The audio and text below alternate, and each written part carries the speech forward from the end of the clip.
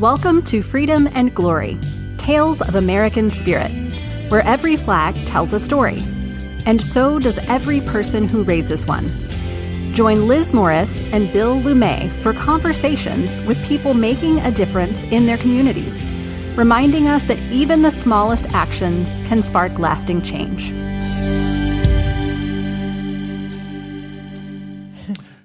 Liz, I'm just going to confront you with something that seems obvious to me, but maybe not to our viewers and listeners yet. But I noticed there's been a name change of the company, and I'm wondering why. Yeah. So Carrot Top Industries, we've changed our name to Freedom and Glory. And, my dad, Dwight, our first guest on the show, he started this company in his attic in Chicago, and he always knew he wanted to sell flags. But he didn't think he could make enough, just selling flags. So he called the company Carrot Top Industries. Also, he had red hair. But 45 years later, the name doesn't reflect kind of who we are. And so as we listen to customers, we realize it's not just about selling flags. It's about the moments they mark. And I think Freedom and Glory really puts words to that. Oh, it really does. And you're right. The flag symbolizes an awful lot to most people, and they always have a story behind it, why they feel the way they feel. Would you mind sharing? Do you have a customer or two that you might be able to tell us a little bit about what they're saying about the new name? Yeah. So the last year, I've really talked to a lot of customers because I was nervous about changing the name. And I think, a lot of them have always said, wow, Carrot Top Industries, it's so unique. Yeah. But they get, it's confusing to older folks who know the comedian. They'll say, are you related to the comedian at all? And for people who aren't aware of the comedian, it just doesn't align. They don't think of flags when they think of those words. And so I think, I'll tell a story about, I talked to a customer of ours in Wisconsin. He, for 25 years, he was a police officer. He retired, and he went to his wife and said, I feel like I have a calling. I want to own a funeral home, which I thought was so interesting and unique, just even that. But he, has brought this program, I guess, to his funeral services where, if you're a veteran, if you're a member of civil service, if you served in the EMS, he'll fly that flag during the ceremony. And he even flies a flag for if you're donating your organs. And he said it's a little thing, but it's one of the best things he's done for his business. And just, the people that come up to him and say, thank you for honoring, whatever, my family member, by this loved one. I think it's just that little thing that, like I said, it makes a big difference. Well, you've talked about that too. A little spark can create big change. In fact, many of the guests that are on the program have done the very same thing. Why do you think that is? Where does that come from? Yeah. So for me, I grew up playing a lot of sports. I was super competitive. I loved and still love winning. And, I have the honor of being recruited to play field hockey at UNC. And when I got there, it was the first time in my life where I wasn't the best one there. This was a team of people made up of the best from their own high schools. And that was really hard for me, I think, to kind of transition to that. And my coach told me about an analogy of a drop of dye in a bucket of water. And that has really impacted me, in how I thought about what's a different way that I can add value to a team besides, being the top scorer. And, that's where this analogy kind of comes from, is the idea that even a small action can produce a lasting change. And I think, that's a lot of what our customers do, is these small determined actions that kind of ripple out. Well, how does your dad feel about this? Yeah. So, No, honestly, well, you can tell me how he feels. Yeah. But, everybody knows Carrot Top. Anything changing besides the name, or is the same? so my dad is so supportive. When I took over, he's always been like, Liz, I get it. The name's confusing. If you want to change it, you have my full backing. And he's been a part of this whole, honestly, like almost a 2-year journey. We wanted to come up with something that really had a story behind it that meant something to both he and I. I mean, I think for him, building the business, he wanted to do just what I just talked about. He wanted to have an impact on people, and he felt like, the decisions that he made were to impact his employees and impact the customers he wanted to touch. So I love that this kind of brings my story together with his legacy, because that was really important to me. And in terms of, what's staying the same, what's changing, I mean, everything that matters is staying the same. So, those folks that same family ownership, same people that take the orders and are flag pros that really care, same people picking and packing the orders, the same American made quality, that's all staying the same. So just changing the name that finally, says what we've always believed. Well, I appreciate you sharing. I think it's a fabulous name. The comedian's a little upset. I know. But other than that, I think this is wonderful. Thank you.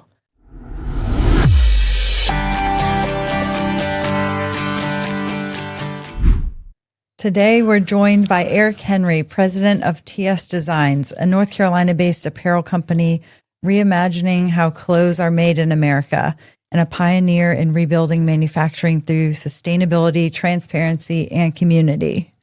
Thanks for joining us, Eric. Well, thank you so much for having me.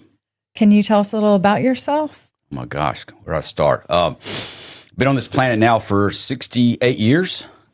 I actually started a business while I was at NC State in 1978, creative screen design. All we did is just sold T-shirts on the college campuses. Great business model. 2 years after that, I met my business partner, Tom Sineath, who founded a company in Burlington called TS Designs. And in 1980, we merged and became, TS Designs Incorporated. He became the CEO and I became the president. And we grew to what they call a large contract screen printer. And we were doing work for pretty much all the major brands, Tommy, Nike, Gap, Polo. And really the junction of where I am today was an event that happened on January 1, 1994. And that was the ratification of NAFTA, North American Free Trade Agreement. So prior to that, we just moved into a new building in Burlington that we had built, 20,000 square foot building, had about 120 employees, successful growing businesses, no problem borrowing money, and, on the path of doing everything, investing in our people and planet. And 2 years after NAFTA, all those brands had left, and I had the unfortunate job of laying off over 100 of those 120 employees. But I also realized at that time, there's more to a business than a bottom line. And we were an early adopter of what they call the triple bottom line of people, planet, and profit. And that's been the journey we've been on ever since. Will you share a little bit about what NAFTA is, how that changed the industry? Yes. NAFTA was North American Free Trade Agreement. It was an agreement between Canada, United States, and Mexico. So two industrialized country, one developing country.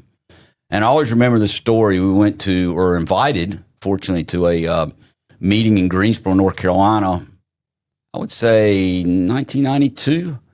And they were talking about how this is going to grow our marketplace.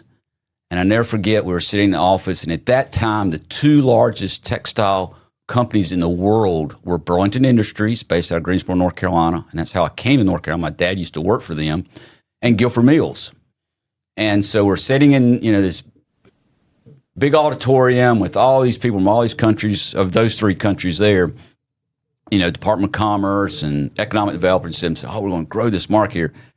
And I never forget exactly what I said to my partner, but something to the fact that, that person in Mexico, which again is a developing country, is not going to buy an $18 Nike t-shirt. Nike's going to go to Mexico and make those t-shirts. And sure enough, Nike, Tommy, Gap, Polo, Adidas, any brand quickly saw we can go to a place like Mexico, make this so much cheaper, and then bring it back to the States, and we're going to make more money. And as Ross Perot said at that time, that giant sucking sound, and that's what happened. I mean, Alamance County was one of those ground zero places that, I mean, we were devastated. I mean, the loss of jobs and business was just unbelievable. And it was a devastating time, not only for our community, but that was the start of the globalization of our apparel industry, which if you look at today, 97% of our clothes are made overseas. But the biggest challenge that we've got and the problem we got, 30% of the clothes manufactured today, 30% are never, ever sold. Mm-hmm. There's an image of a place in Chile, and you can see the pile of clothes on a satellite. 60,000 metric tons of brand new clothes. And the pile of clothes is almost as big as the town it sits beside. So that's where we are with the apparel industry today. And NAFTA was just the start. There's been a lot of other trade agreements, and there continues to be. One thing I like to say, Liz, is that we live in a global economy. We're not putting that genie back in the bottle, but we're not also understanding the impact and the downside of where we're only focused on the single bottom line and we're neglecting what happens to people and planet. NAFTA was something that was sold not only to businesses, but to the public that this is going to be great, right? Because you're going to get cheaper goods. So in a way, they were pretty upfront. You caught it right out of the gate. Most people didn't. But we got cheaper goods, but something terrible happened to the overall country in regards to manufacturing and jobs, didn't it? Yes. And you're trying to bring that back. And I don't know how you do that. Do you? Well, you must. You have a plan. But it's hard. Is that the triple bottom line plan you got? Yes. And it has been challenging because, I mean, human nature, instinctive. If I give you a $5 item and $10 item, and that's all I leave you with, of course you're going to buy the $5 item.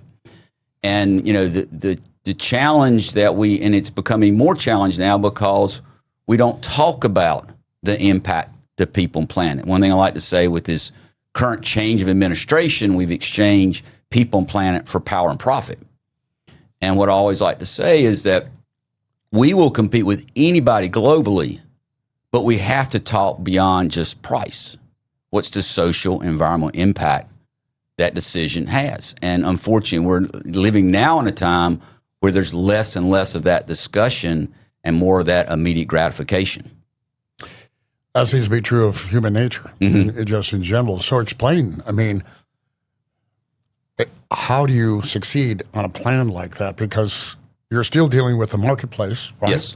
And they do shop, and price is a big factor in that. Yes. How do you deal with that? It's tough, and it has been challenging, and it's more challenging now. We are not giving up on our values of that triple bottom line. Matter of fact, this year's probably going to be one of the toughest years we've had in over our 45 years of being in business.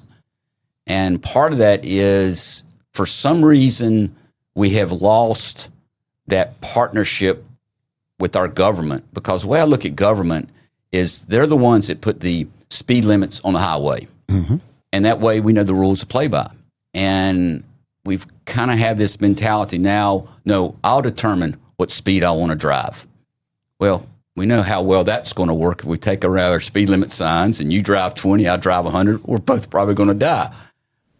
But the other issue about speed line, you've got to have regulation. You know, you can't just say, you can't do this. Well, what happens? And again, I use that great analogy is that, if you do drive 100 miles an hour on the highway, obviously it's over the speed limit, and there's people that will enforce the law, and you get tickets and things happen.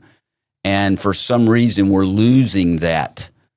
And I think climate change is a perfect example of that. I mean, we're walking away from science, and science is not going to change. And, those problems are not going away. And I'm just concerned they're going to get a lot worse in the years to come because we are neglecting the long-term impact. And being a small business owner, I'm aware of that, and we'll do everything we can. But, and too, running a small business, you still got immediate things, people's needs and payrolls and suppliers and stuff like that, we need that partnership of a strong government that is here to, support and think long-term and support, small and large businesses. Well, how do you measure that? I mean, in your business, I'm trying to, you want to keep the doors open. You want to employ people. You want to pay them well and have all the benefits that you can provide for them, which means you're in a marketplace right now that isn't playing fair, let's say. Right. NAFTA wasn't playing fair, right? No. Same thing. How do you succeed at it? So how do you measure, hey, listen, this is the position we should take. Do you have a scale where you go, well, listen, we can't do this now, but maybe later? I mean, how do you, that's what I'm looking for. How do you balance? Balance that and still have a successful business? Well, it's never going to be always balanced. But what I do like to say is everybody has a voice at the table. And when I say the voices of people, voices of planet, and voices of profit. So we don't make those decisions in a vacuum. We're going to do this solely for the profits. We're going to do it solely for the planet. And a couple examples of that, God gracious, we put our first solar array in, oh my gosh, 25 years ago. Matter of fact, we're the first ones in Alamance County. And when we put it up, a lot of people thought it was a satellite, one of these big satellite dishes. They didn't know what it was. Very inefficient, very expensive. But, we were an early adopter of, man is having an impact on the climate. What can we do? Later that, we put a much larger array in. But when we look at our inputs, where's our energy coming from? And we're still probably about 85 to 90% still comes from Duke Energy. A lot of that is through fossil fuel, mostly natural gas, some coal. But anyway, we wear that so we could become completely 100% carbon neutral and put a solar panel, a solar system completely on our 20,000 square foot roof. We would break the business and business goes out. Sure. And then so we're always balancing Right. Those values of people, planet, and profit. And I'll never forget, we had a conversation with our new staff just a couple of weeks ago, and they knew how our business is struggling right now and sales are down. And we had an opportunity to do work for a company and the values didn't align, And so one of the staff members, they know we need the business, but they also look at this order that was coming to us and, they were kind of, what do we do? And I says, if we do not stay with the values that are part of pretty much our DNA, I mean, we've been doing it since the late 90s. So, I mean, it's built into who we are and what we do. We'll just shut down the business. I will not, make sacrifices to the way we run a business purely to stay in business. But it is extremely, challenging time. But I want to go back to something earlier. I think, how do we compete? What we keep driving home is, at the end of the day, getting the information to the consumer, making the consumer that has the ability to make that choice, because we know some people are more, they're concerned about, where's the rent money going to come from? Where's the food money come from? Unfortunately, they're not going to be interested in having a discussion where the clothes going to come from because they got more immediate needs. But those people that are interested in knowing, and again, it's what's happening a lot with the food. We are what we eat. Where's your food come from? And try to tap into that same market. And what we drive in the apparel industry, it is in a global marketplace. But one thing that's so needed, the lack of transparency. I mean, you're going to have, most likely the clothes you wear in this room are not made in this country. Mm-hmm. And I'm fine with that. But what I'm not fine with is I want to know the facility in Bangladesh that made your jacket. I want a website. I want a point of contact. Let me talk to them. Brands aren't going to give you that.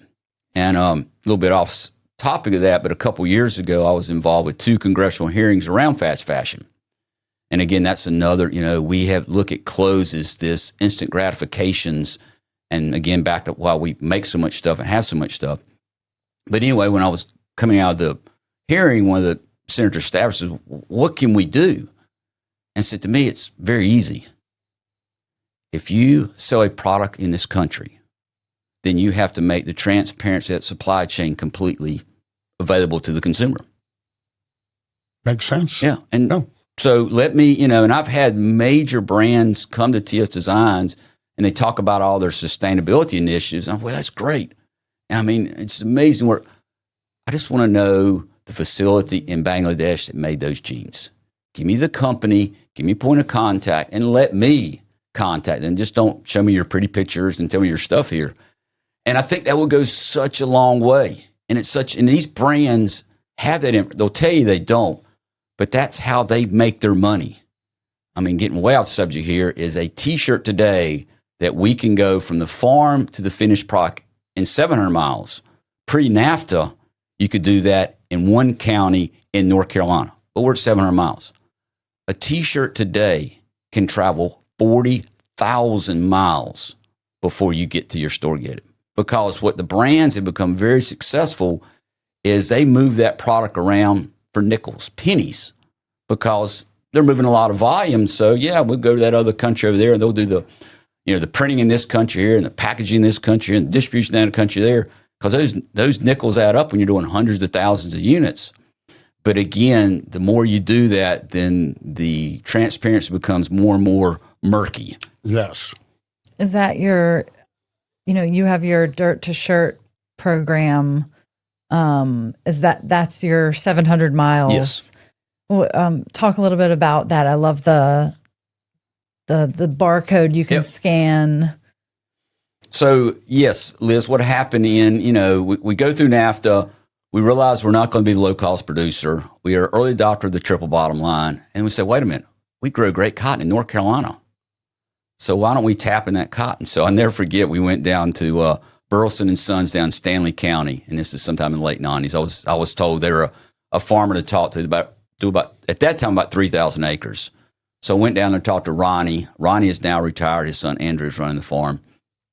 So I went to Ronnie and said, Ronnie, I want to buy your cotton. I never forget Ronnie said, well, why do you want to buy my cotton? Because you can buy all the T-shirts you want all day long. At that time it was 1-800. Now it's, it's something on the internet. And I says, because, we want to know where our cotton comes from. And I want to be able to control the supply chain because, again, we're not going to grow it, gin it, spin it, knit it, finish, cut it, sew it. So, but I need to control that cotton to know where it goes to. So we started that in the late 90s, buying the cotton from them. And if the first couple of years, we could do it all in North Carolina. And then as companies went out of business, it took us North Carolina, South Carolina. Now it takes North Carolina, South Carolina, and Georgia. Because it's been continued loss of businesses in our supply chain since that. And again, this last couple of years has been the worst I've ever seen it in loss of suppliers. So anyway, back to that, what we did is we realized then, how do we validate that transparency? I could just say Cotton of Carolinas and buy shirts in Honduras and do some fancy labeling and have some pretty pictures. And so we started off with, and again, this is late 90s, is we actually put a contrasting colored thread in the sleeve and the hem of the shirt. And then when you would go to a website, which is still out there, it's a lot more modern, it used to be wear, W-H-E-R-E, yourclothing.com, you put in those two colors. And when you put in those two colors, it would say, okay, this is supply chain that made that shirt. And in that, we would give you, back to the Burleson, the cotton farmer, you would have Ronnie's picture, Ronnie's email, Ronnie's phone number, Ronnie's physical address. And we did that throughout supply chain. So you didn't have to contact me. You just go to that website. There's Ronnie. Call Ronnie. Go see Ronnie.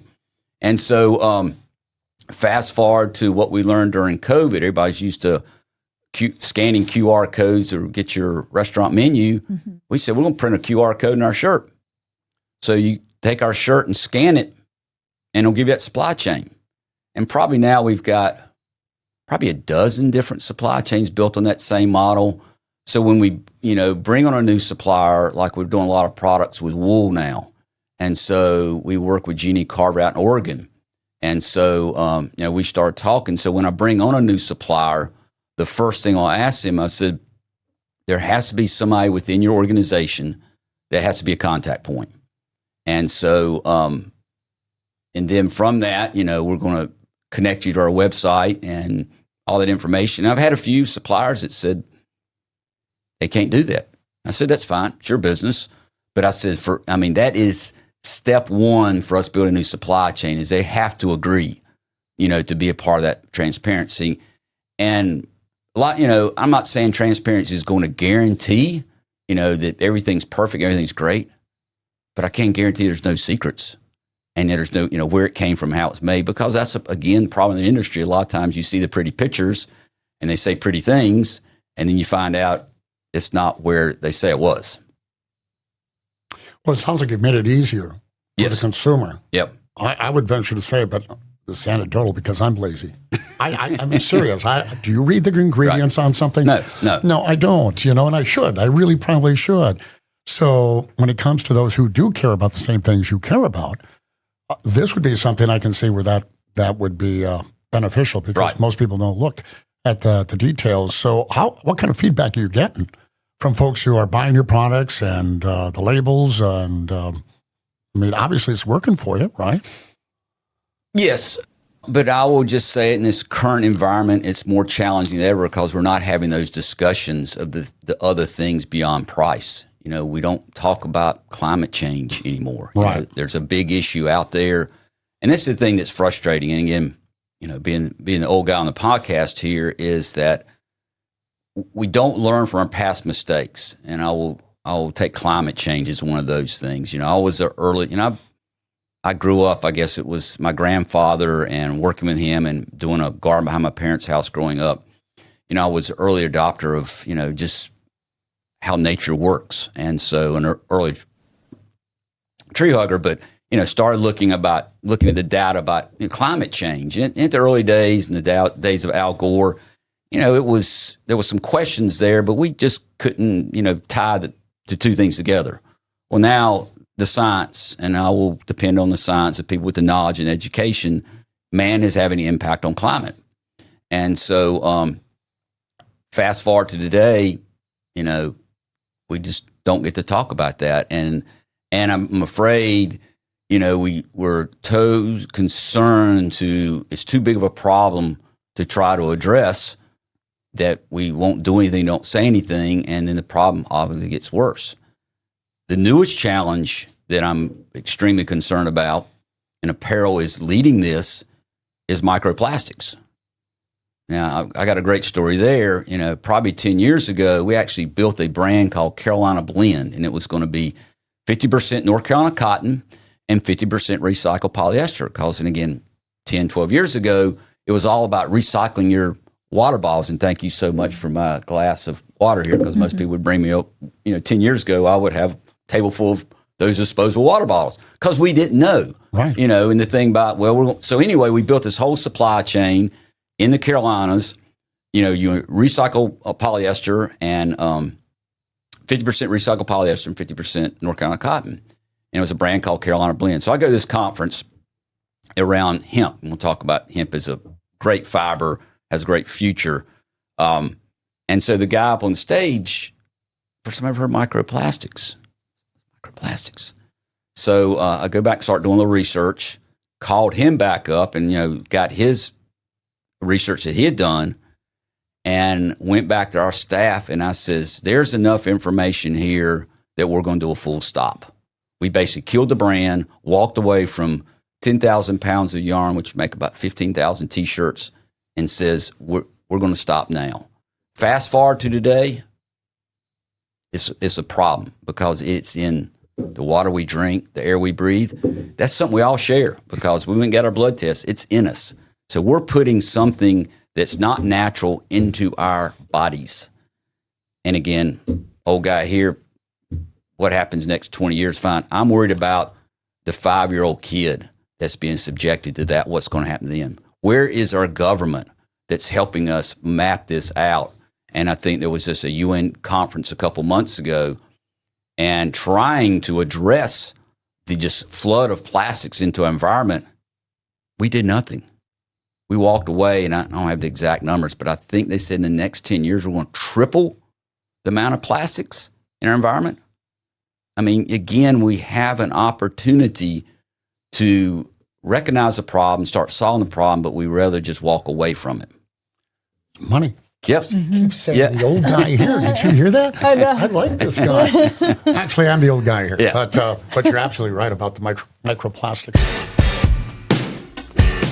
Some flags fade, some fray, some give up after one hard summer. The Beacon isn't one of them. Made in the U.S. by people who've spent their lives getting this right. Embroidered stars, colors that hold, and if it wears out in a year, we replace it free. That's not a promotion. That's just how we do it. See it at freedomandglory.com/beacon. I mean, you're putting a lot on the line, though. I mean, you could go the easy route, right? Mm-hmm. And instead, you're kind of making a stand and trying to make a difference. Sustainability. I mean, did that happen in the garage with your dad? I mean, when did that come to be such a powerful, passionate force for you? See, it is for me too, but I'm really old, so I want to sustain myself. But how about for you to take? I think I really go back to I had a great relationship with my grandfather on my mom's side. Mom just celebrated her 92nd birthday 2 weeks ago. Good for her. So, but anyway, I became very close, and they moved to Burlington where my parents were, and this was definitely pre-high school, so junior high school or something like that. I got interested in, gardening. So we basically took my parents' backyard and put a little vegetable garden in there and helped me build a greenhouse.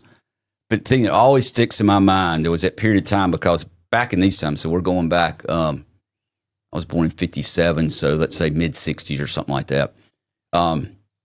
Gardening and farming was organic by default. I mean, so there was a very complex system of, how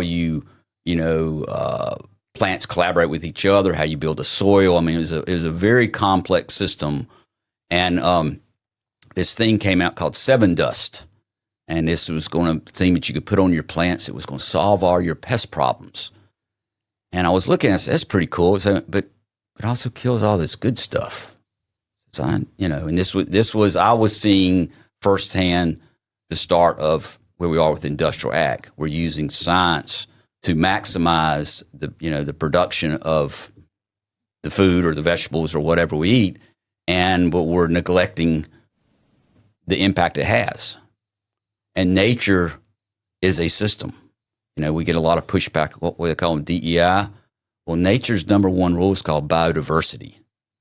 Nature doesn't work in a monoculture. It's a system.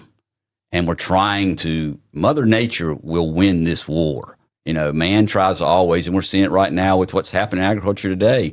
We keep, throwing more to maximize the yield, but the damage it's doing to the environment continues to grow. I don't know. I keep looking at pictures of the 60s and 70s, these guys and gals on the beach, and they're a lot thinner than we are today. That's all I'm saying. Yeah. It's amazing the difference in just a generation or two. I mean, and you're kind of, you're talking about agriculture. I think you've taken this sustainability passion to other industries. It sounds like it was a hobby of yours when you were little, but I know you also started a grocery, and now you started a brewery. Can you talk about some of those other projects that you've kind of expanded into outside of apparel? Yes. Well, I've been fortunate to live in Alamance County now for 65, 66 years.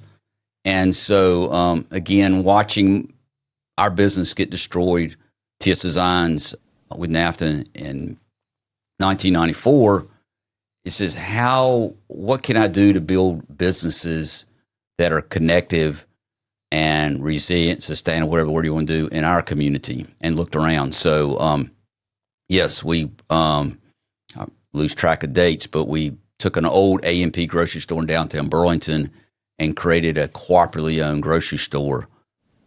That did fail, but then it opened the idea. We created the first cooperatively owned brewery, Burlington Beer Works. That was 1999.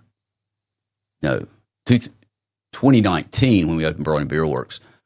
But again, I've just come to realize, and we'll talk about the latest venture that we're working on called Piedmont Agrarian Collaborative, but the strength of connecting people together in a transparent environment is going to be, the world's a crazy place.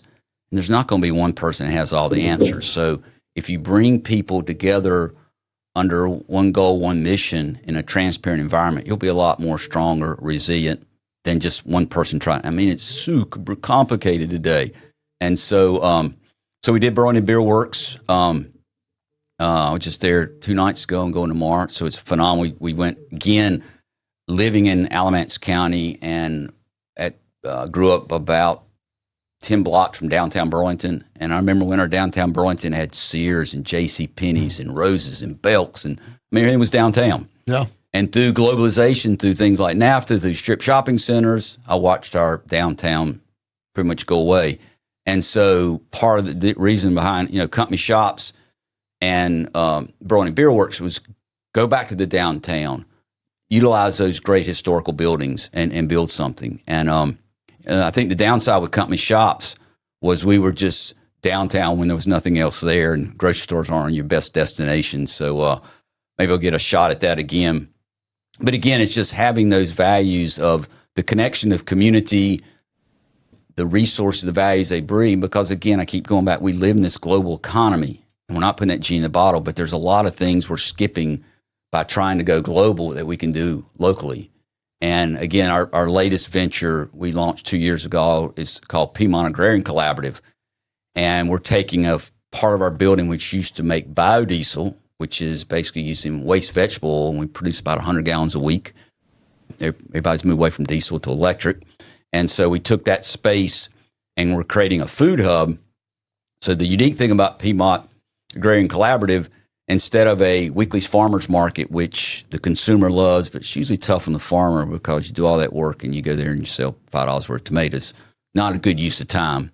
There's another model out there called CSA, Community Supported Agriculture, where you make a commitment to the farmer a season ahead and you'll get a weekly box of what's coming off his field. Again, doesn't work for a lot of people with travel, kids, whatever. So what we're doing here, we've got, I think, about a dozen farms now on the platform. So you get a weekly email and said, this is what we have available. We have local grains, local meats, local vegetables, obviously seasonal for the vegetables. You order what you want, and then you pick up on Friday. And so, and the other thing it does, it keeps the money in your community. It's called the Multiplier effect. I don't know if you've heard this one here. Is when you go to a big box store and you make a purchase, most of that purchasing dollar quickly leaves the community and leaves the country. But when you buy locally and that money stays in your local community, then it turns over. So you're basically giving those dollars to the local farmer. The local farmer then basically goes to their local store and it benefits. This is a multiplier effect. So it's a complicated economic model, but there's a lot of benefits. Again, I go back to what you said earlier, we're so focused on the price. And again, we need to talk about the price, but we don't talk about the impact that lower price is having. Well, I mean, I'm with you on that. And having local versus is a lifestyle change now. And it was never that way. Right. I remember going downtown in my hometown, and you'd look in the windows at Christmas time, and you'd have the puppets, and it was a gathering place, right? And you're seeing kind of a transformation in a lot of the small towns in North Carolina where they're kind of getting back to some things to draw you in.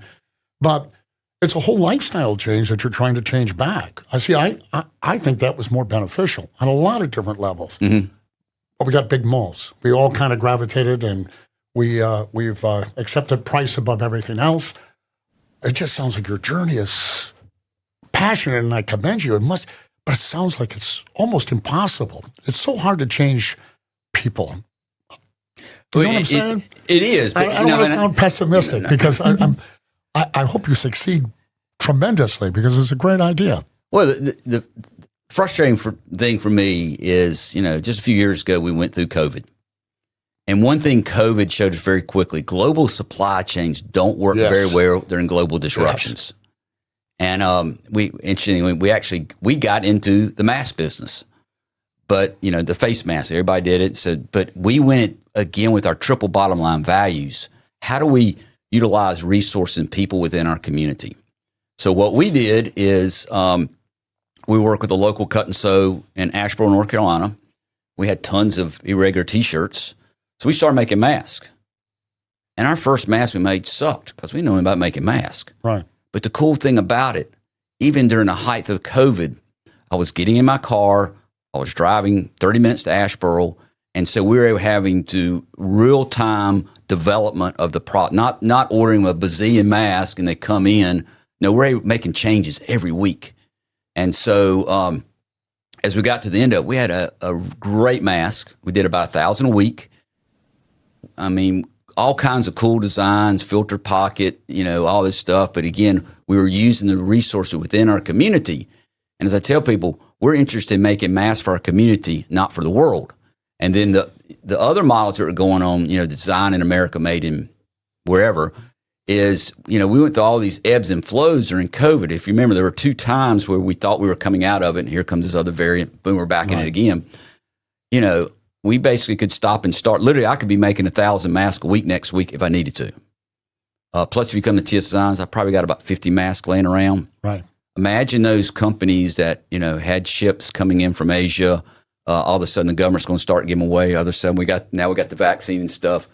Even the hospitals were caught flat-footed with all their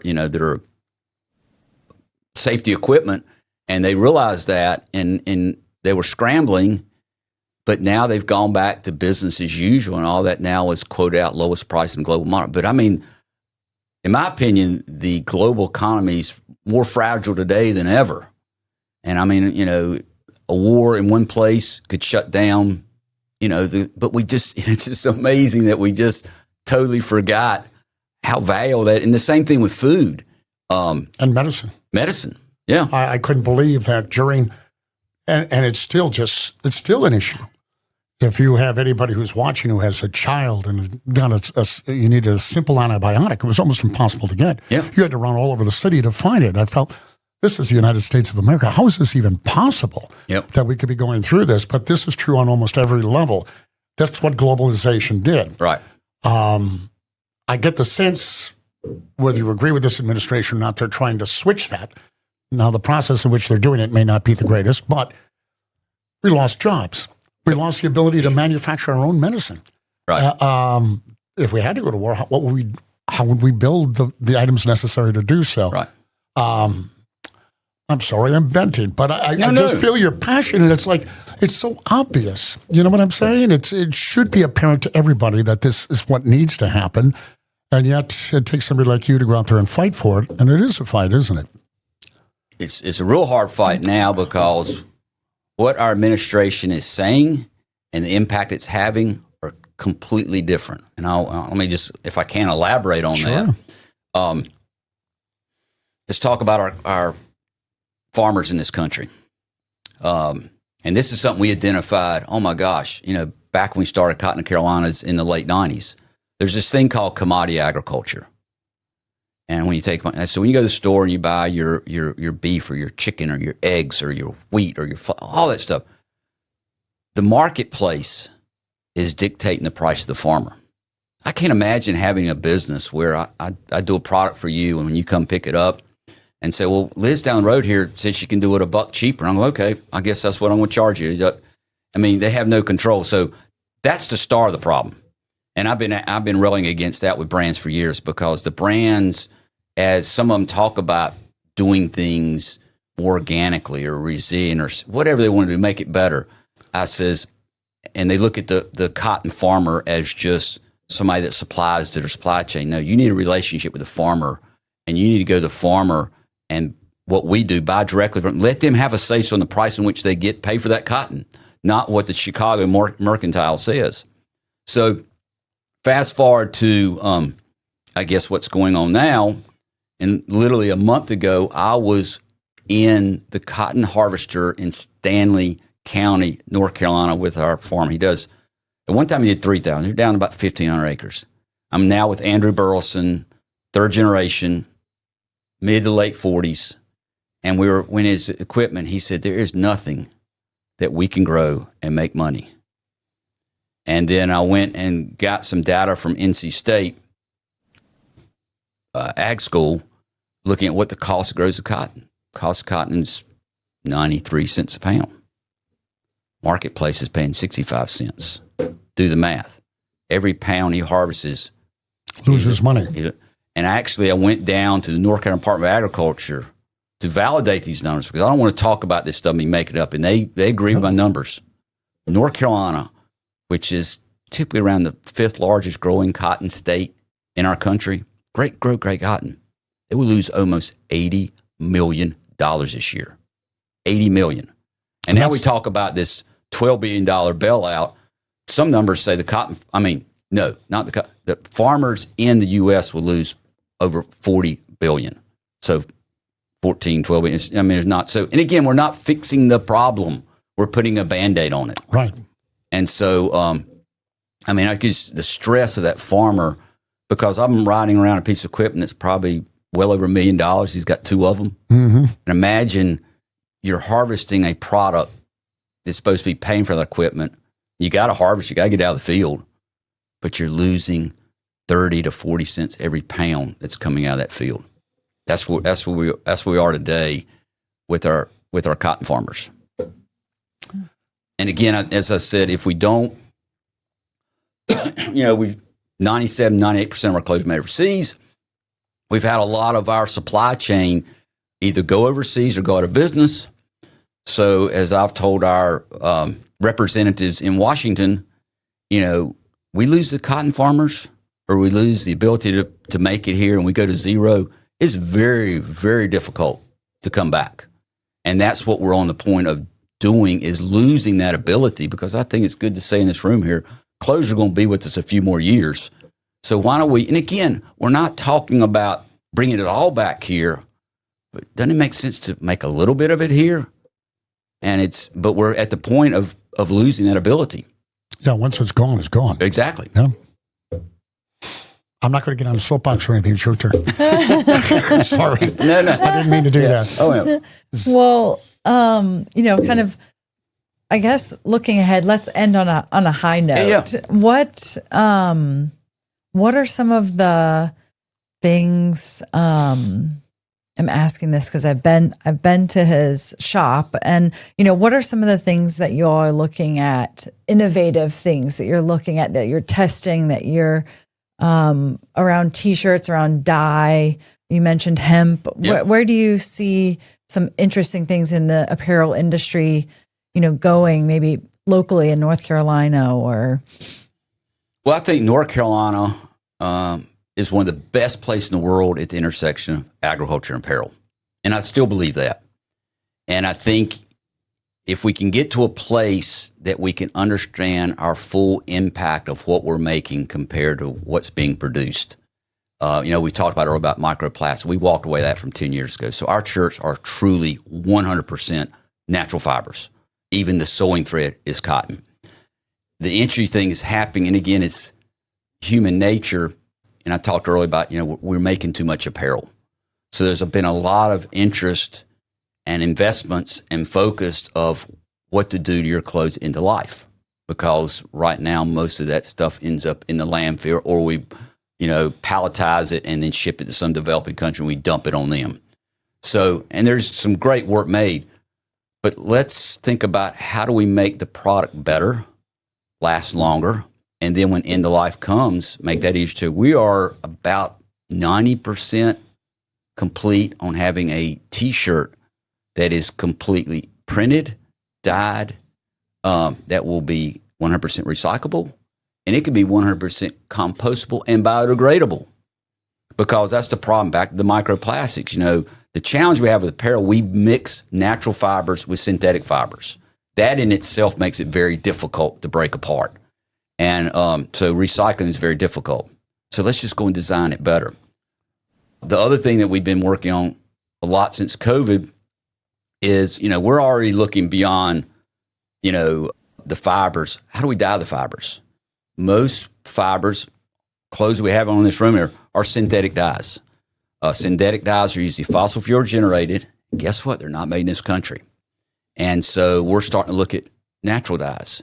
It's a perfect example. Last year, we did a project with University of Vermont looking at black walnuts. You probably all picked up black walnuts. You get that brown stuff all over your hands and stuff.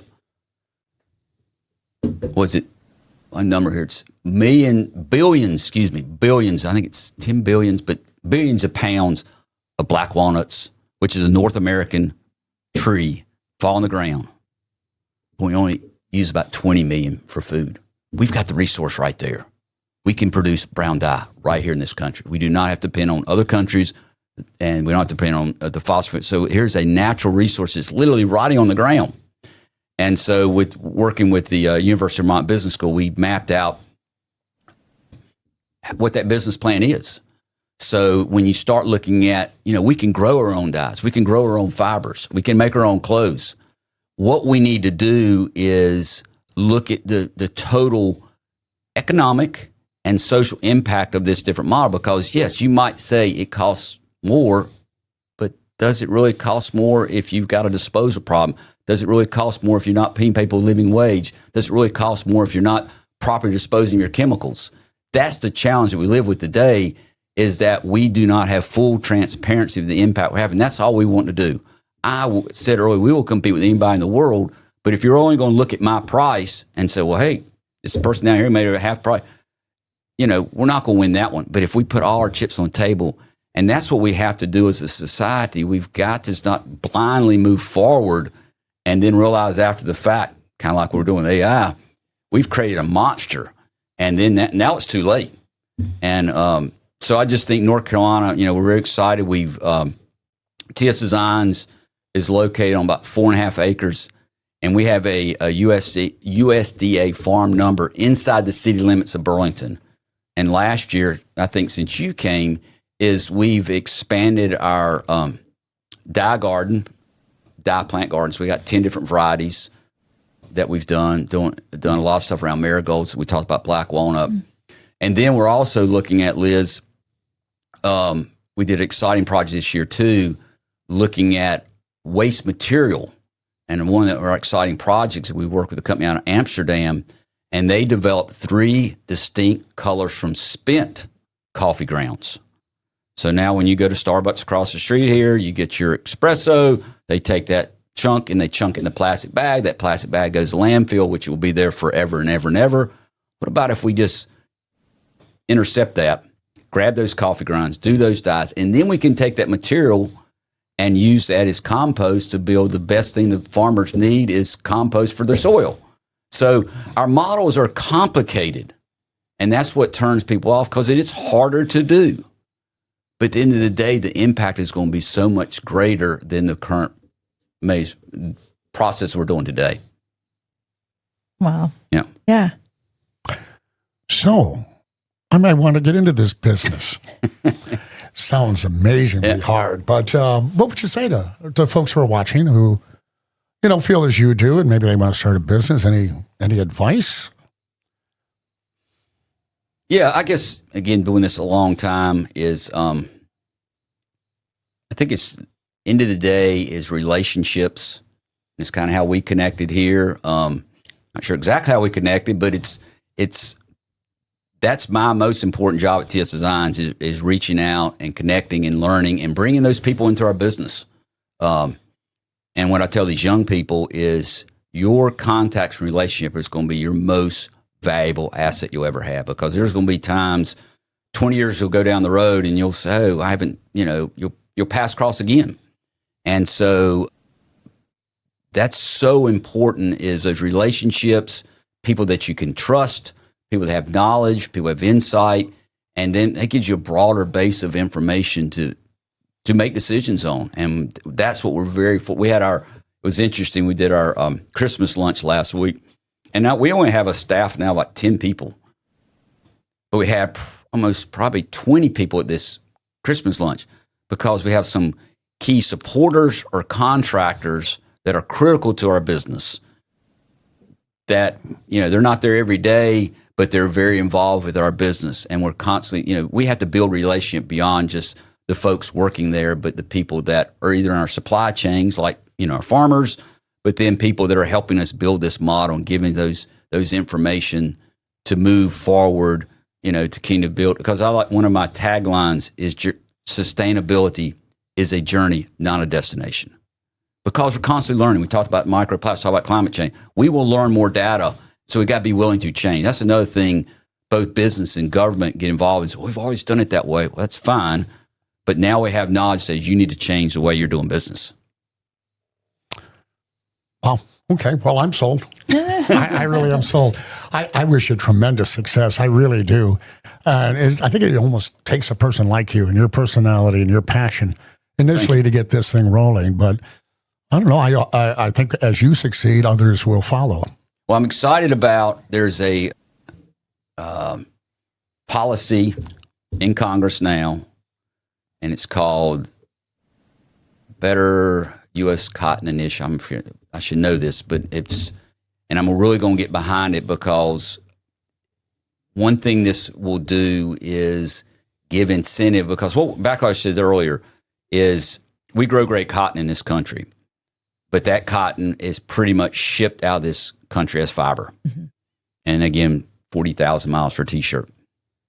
So as I was talking to folks in Raleigh and hopefully go to Washington soon, is the only way, yes, we need to change people's behavior, but we also need to change in policy. And what this policy is, and again, I don't have my numbers exact here, but the longer that cotton stays in this country, if you take that fiber and you make yarn, you take yarn and make fabric, you take fabric and make, apparel out of it, you get a tax credit for that. And so that's helping us level play field, because at the end of the day, and as I was telling our representatives, is, and making sure as we rebuild this industry, we're putting people first and making apparel manufacturing a career, and they can get a living wage and not a minimum wage job. And so with these incentives that is passed, then you're able to give people reason short term to keep it here. And then we can start rebuilding the industry, because that's another thing we get a lot of people says, well, you can't make 1 million units tomorrow. I said, you're exactly right, I can't. But if you'll stick with me, we can make 1 million units in a couple of years. But everybody wants, and again, that's my biggest argument against tariffs. And I've had a lot of conversation about this. Is tariffs are immediate. Tariffs by executive orders that are constantly changing just cause market chaos. Supply chains take time to build. And what this administration has done with tariffs is just cause market chaos. And it's part of the reason we're having such a hard time in the small business, because, and I'm sure you're faced with too, suppliers change or countries change and rates change and prices change. And even the example I like to give is there's a piece of equipment that we were looking under the Biden administration, they're helping to support it to basically continue back that sustainability being a journey. It's not made in this country. And so, but we needed this equipment. So we lost the support from the federal government. Okay, I got that. But then we got caught up in all the tariff back and forth. So at the end of the day, my wife and I wrote the $10,000 additional tariff check that gets this equipment to this country, because we're committed. But again, I keep saying we live in this global economy. We're not putting that genie back in the bottle, but basically help us develop a pathway to get there. And what we've got right now, again, in my opinion, is just chaos.